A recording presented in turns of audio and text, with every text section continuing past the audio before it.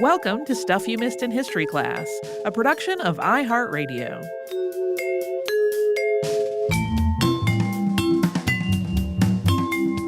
Hello and happy Friday. I'm Tracy V. Wilson. And I'm Holly Fry. This week on the show, we talked about Kitty Knox. This is the last episode that we are recording in the calendar year 2022, even though it's not coming out until 2023. And I feel like even though we did not have the kind of absolute marathon year-end recording sessions that we often have at the end of the year, I still feel like I just struggled to say words. We are both punchy today. I think that's a fair statement. So when I started researching this topic, I was like, okay, I think we're going to need to talk like some context about why there was this bicycle craze at the end of the 19th century. And as I was taking all of my notes about bicycles and how they developed, I was like, I swear we have done this exact episode before. And the only things that I could think of where we really talked a lot about cycling were Annie Londonderry and Frank Lenz. And I looked at both of those outlines, and while they did have like little snippets of things, it was not like a full-on overview of the history of bicycles. And so then I just questioned, like, how did I get in my head that all these particular points that it doesn't seem like we talked about were things we talked about? Because that's what happens when you do 1,000 episodes. Your brain just can't do anymore. I can't. Yes. I don't remember episodes I have done. Yep. I just did a big some housekeeping of our old outlines that I keep a file of all of them because sometimes they come in handy later. And there were a couple of things that I was like, I don't remember this thing that I researched and wrote myself. Mm-hmm. All the time.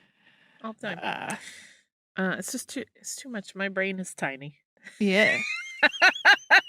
I did have to laugh because I can't help but invoke Deadwood yet again in a behind the scenes, because there's an episode. Did you watch Deadwood? Mm-mm. Oh, so good. But there's an episode where Seth Bullock, so Timothy Oliphant's character, his son, it's really his brother's son, but he has taken him as his son, has an unfortunate ride on a bone shaker. And it's like this fun, exciting thing that happens, and then it's very bad suddenly. But that's what I thought of when we talked about the early bicycles. Yeah, they were apparently very not fun to ride on at all. But we didn't talk about the addition of like some kind of springs or other suspension to bicycles, another thing that made them smoother, but that also helped a lot.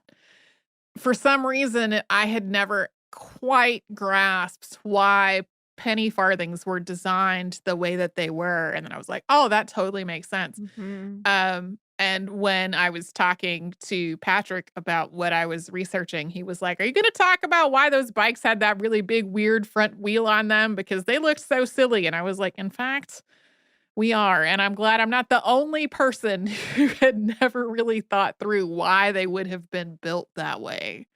I feel like my dad, who is very mechanically minded, gave me a long discussion about it once when I was a kid, because I had said something offhanded about, why sounds the bicycle's so weird. And he was like, well, the wheel differential, blah, blah, blah, blah. And then it went on. Yeah. But I can't remember an episode that I wrote in the last year, so most of that fell out. Yeah. This was an episode that so occasionally we will be asked to come up with some ideas for an episode that we might do that would then be sponsored. And like the episode is in our control. The topic we choose is like in our control, but like it's be sponsored once it's actually live. And so the themes that we were working around was basically about the outdoors and having the outdoors be more accessible to everyone. And that was where I first found the name Kitty Knox, as I was trying to come up with topics that had something to do with that. And then that ad deal never happened. And so I've just sort of had her name kind of on a back burner for a really long time. wondering if I would be able to have enough information to do it because she did die at such an early age, and we do know so little specifically about her beyond what was reported on her cycling and her great outfits that she made herself, which are very fetching in my opinion. Um, so I'm glad that even though that sponsorship did not happen, that we did do the brainstorming for it. There are, I mean, it's no secret that I love clothing from this era, and I don't know if I've ever told you that cycling outfits are like my favorite. Yeah. I love them heaps. They're so cute and they just look so adorable, and I love the functionality of them that still retains the style Mhm. of the era. They're so great. This made me wish that I lived in a more bicycle friendly neighborhood. Yeah, my the city where I live has made some steps recently to have some more bicycle infrastructure. Getting to it from my house, though, is just like, first, go down a notoriously dangerous road where a lot of people have gotten killed. And I'm like, "No, thanks." Plus, also, Patrick was he's fine. Everything's fine. But when Patrick was a child, he was hit while he was carefully crossing the street, walking his bike across it. And so, like, riding bikes on public streets is just a hard no for him. Yeah. Um, and, like, causing my spouse terror is Not so hard fun. no for me. We've got some, like, pretty great longer distance, dedicated bike paths that are in the works. Some of them are like, and then I could bike to the ocean. That would be great. So as things develop and, like, there's a more dedicated or protected way to get from one or to the other, I'm sure at some point it will be like, "Time for a bike. Gonna ride on the bike path." Yeah, the hard part for my lazy badonk is that I want to be able to take my bike, I don't own a bike, to take my theoretical bike out of the garage and get on it and bicycle away. I don't want to put the bike on a bike rack on a car, Mm, mhm, drive mhm. someplace out else, take it off the thing. Even though I know lots of people in Atlanta and the surrounding area do that all the time, and it's probably not that big a hardship, but my brain is like, nope. Yeah, Tell me when there's a path that starts right outside my door. yeah. I'm very fond of not getting in the car to to do a lot of stuff. And so I like, if I were gonna go on a very long bike ride, I can sort of imagine a scenario where there might be a, like, load the bike onto a car, but it would be my vast preference to not have a car be involved in the whole thing, which is also why I'm in favor of our public transit that, has been having some struggles lately. Hopefully, will get better. Yeah. Yeah, I'm still a car person. I love Mhm, my car. I like road trips, which is part of that. mhm. Well, and if I do have, like, when I go to visit my parents, there's gonna be a car to get from the airport to their house, like, that's the option. And I do not mind, like, the highway drive and then the backcountry road drive to get to their house. There are a whole lot of streets in the Boston metro area that are just a nightmare to drive on, though, and they make me very anxious when I need to do it for some reason, which overwhelmingly is like, I can't walk there, and if I were to try to get there on transit, it would be, an hour and a half for something that would take 20 minutes in the car, and also, like, not really safe or reasonable ways to get there by the theoretical bike that I don't have. Especially now that it gets dark at 4 PM, which is what happens in Massachusetts in the winter. Dun dun dun. So anyway, Bikes. yeah. Yeah. Uh, I'm glad that Kitty Knox has gotten some more, local recognition. Does I don't think it rivals the national reach that her name had in the end of the 19th century when she was just sort of a regular figure in a lot of bike publications, but, she's a name that's come up more locally more recently.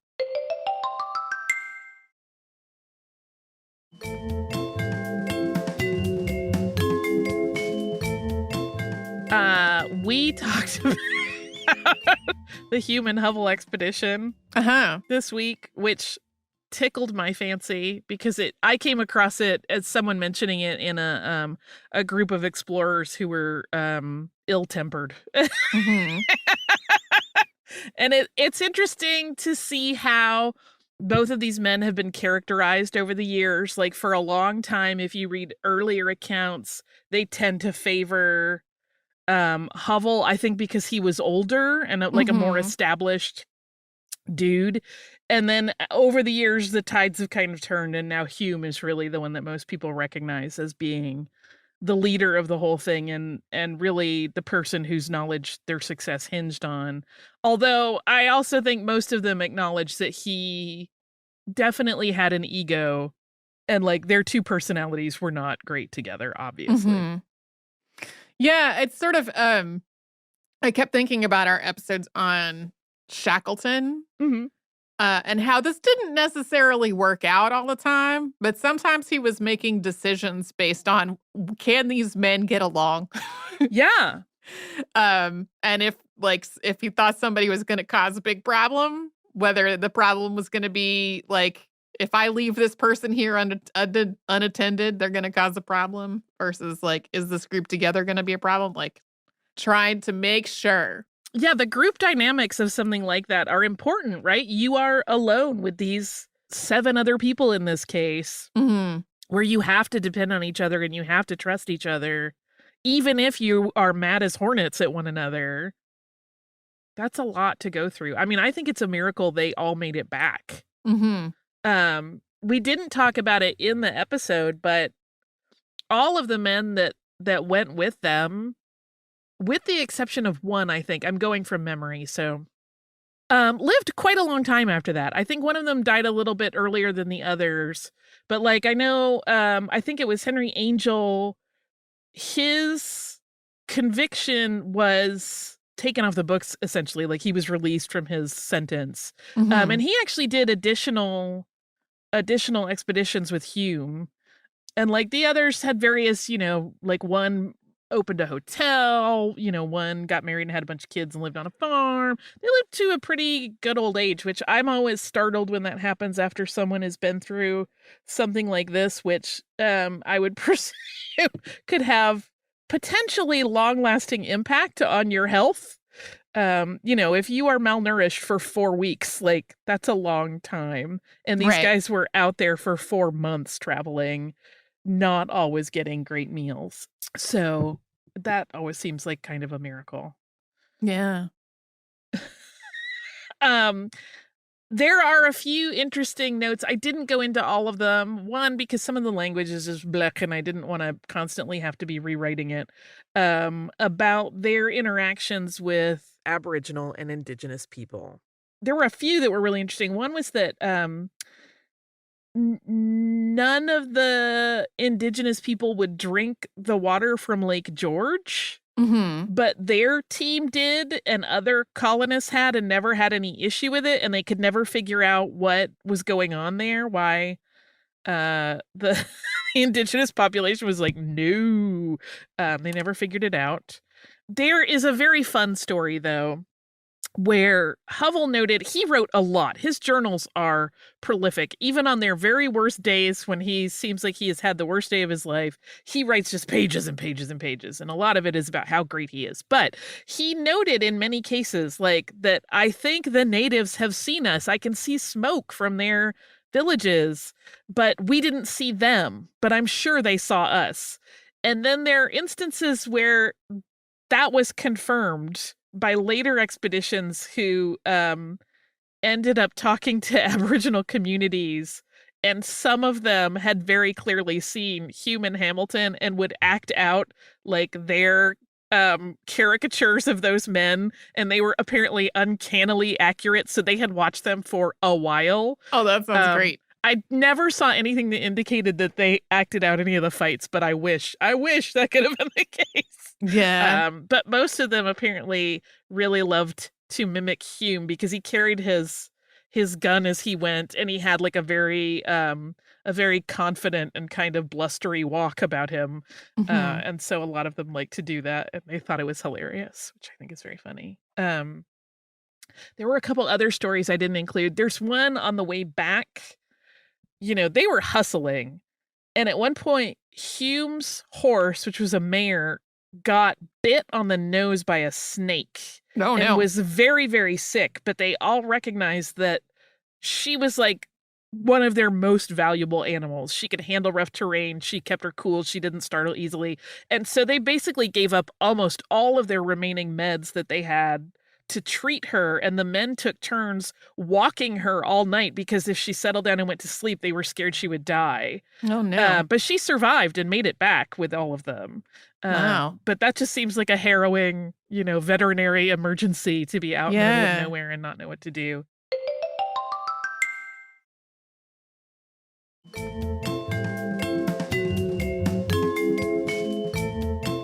A very interesting thing that happened that never was explained. This is almost Halloween grade.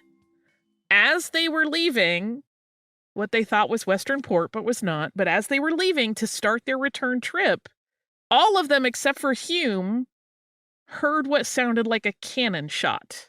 Hume didn't hear it because he was starting to have hearing issues. He eventually really lost a lot of his hearing. But they told him, and he believed them because 7 other guys are like, no, we all heard it. They never found out where it was from. Hume wanted to go investigate, and the rest of them were like, can we just go home, please? Oh, And also, if no. someone has a cannon, we don't want to see them. So, Yeah. so they never figured out where that cannon shot came from. If that Huh. was indeed from some other colony they didn't know about that had come around the southern shore or what, they never found out. Mhm. Here is what blows my mind. I think we've talked about this before when we talk about expeditions like this, but this one really struck me. You and I have both done half marathons. Yeah. I did the Goofy once, which was a half marathon on one day and a marathon the next day, and I barely managed it. Mhm. These dudes were doing like a marathon a day in some Yeah. cases, particularly on the way back when they're already malnourished. They don't have real shoes. They don't have real clothes. Like, I don't know how you do it. They had to look like they were made of rope by the time they got home. Yeah, I only did the one half marathon, and I injured one of my feet.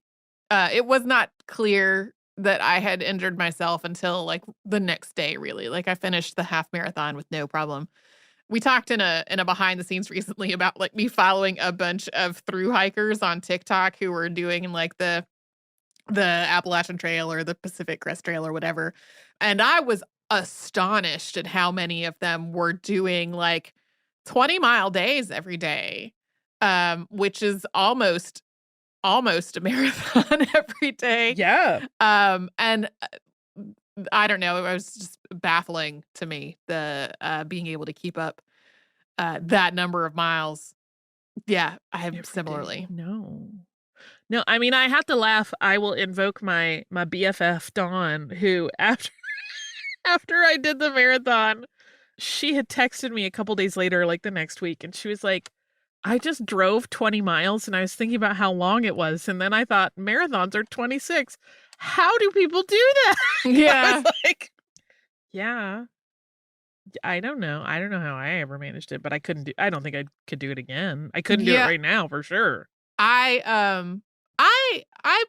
think I enjoyed the half marathon experience. I did not enjoy training for No, it. it's a lot. And I didn't train nearly as much as you were training because you were also, yeah, you had done a lot of other half marathons besides that one, but like that was the one where you were doing the full marathon the next day. So it was like you had trained a lot more than I had, but it still was a lot. It's so Like the training much. process was so much. And a thing that I discovered, I guess more reinforced about myself, was that I do not enjoy running. I do enjoy being able to run a 5K without stopping, but getting to the point of being able to do that, I hate. And if I stop for any amount of time, it's gone. And I'm back to square one of like working up to being able to run that far. So Yeah, you lose it fast. I mean, I will say I did like intervals. I never, once we got to those longer distances, I mean, I think the longest I've run where I ran the whole race was a 10K, and that was pretty, it was a shuffle in some spots. But like for me, the intervals actually really help where you run Yeah. for a while, walk for a while, especially during the marathon because you are switching gears muscularly, right? So like some muscles are getting a break for a minute. And it got to the point in those last couple miles where like when I would change from one to the other, it felt amazing. Even if I was Yeah. changing from walking to running just because it was different muscles activating for a minute. But then that would wear off quickly. Yeah. I ran a 5K the day before the half marathon without stopping. Like I ran the whole thing. But also the half marathon itself was intervals with progressively shorter intervals Yeah. the farther we went. Listen, we made it. But I could not do an expedition like this where I have to make my own shoes out of the cattle I just killed so that I can eat and survive and then take their hide. Like there's no way. There's no way. I am gonna just I'm not asking for anyone to explain how this works. I don't have a lot of knowledge about how to like take an animal skin from it is containing the living body of an animal to its shoes. But in my head, there is like a curing step or a tanning step of some sort in between there that takes time. And so what I'm imagining they did was that they just put some fresh animal hide on their feet. And that sounds so gross to me.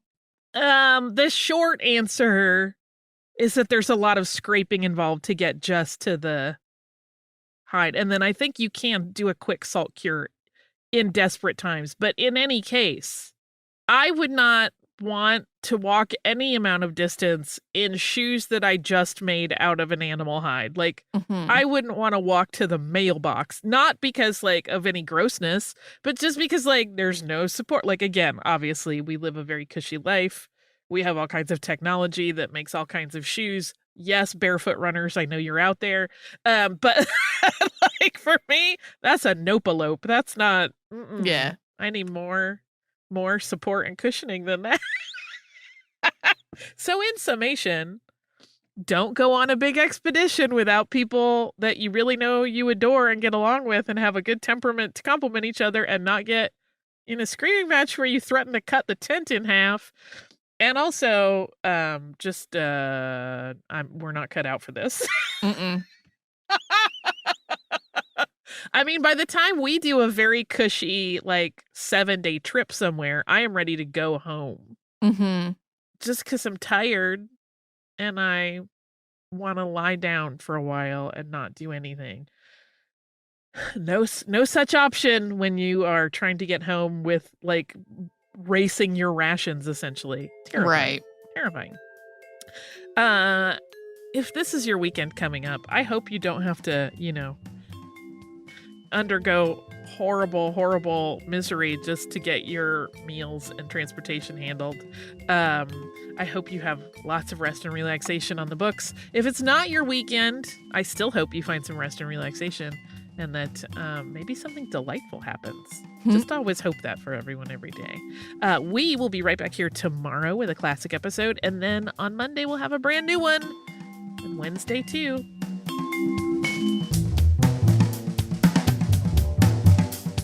Stuff You Missed in History Class is a production of iHeartRadio. For more podcasts from iHeartRadio, visit the iHeartRadio app, Apple Podcasts, or wherever you listen to your favorite shows.